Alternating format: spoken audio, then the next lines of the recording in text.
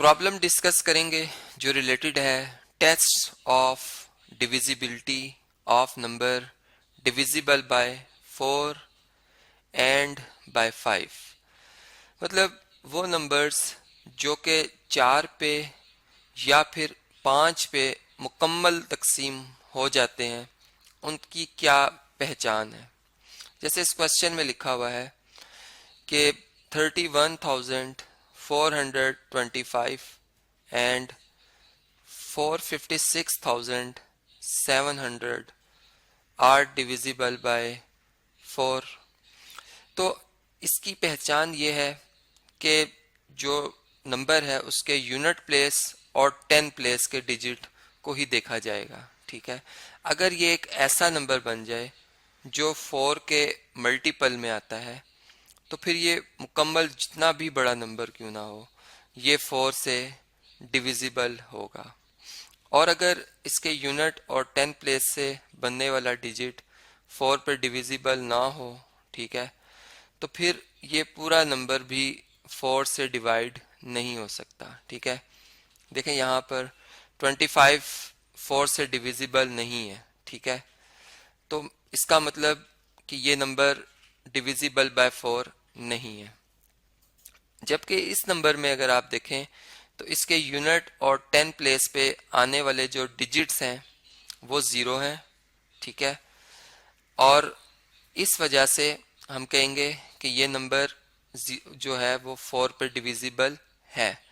अब इसे चेक करते हैं, मतलब कैलकुलेटर से मैं इसका बस आपको एक मतलब प्रूफ दे देता हूँ। देखें 31,425 मैंने कहा 4 पर डिविजिबल नहीं है, तो देखें डिवाइड करके क्या जवाब आएगा, 7,856.25। पॉइंट में आंसर आ जाने का मतलब है कि नंबर 4 के मल्टीपल में ये नहीं था।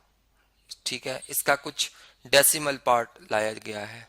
ठीक है, जबकि एग्जैक्ट डिविजिबल में डेसिमल में आंसर नहीं आएगा, एग्जैक्ट कोई नेचुरल नंबर आएगा। जैसे देखें इस केस में, जैसे मैंने कहा था कि 456 हम यूँ कह सकते हैं 1700, ये नंबर जो है हमने कहा था कि ये डिविजिबल बाय 4 है, और वाकई ये है। देखें इसका आंसर आता है 114,175। ठीक है, तो ये मतलब पूरा एक नंबर है जिसे हम 1,14,175 भी पढ़ सकते हैं। ये इसका आंसर आएगा।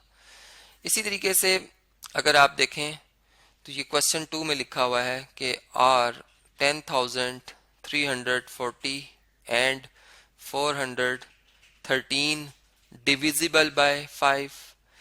तो 5 से जो नंबर डिविजिबल होते हैं उनके यूनिट प्लेस पे या तो 0 लिखा होता है, ठीक है, या मैं लिख भी देता हूँ यूनिट प्लेस पे, या जो है वो 5 लिखा होता है। ठीक है, अब इस नंबर में 0 लिखा हुआ है इसलिए ये डिविजिबल बाय 5 है, यहाँ पर हम यस कह देंगे।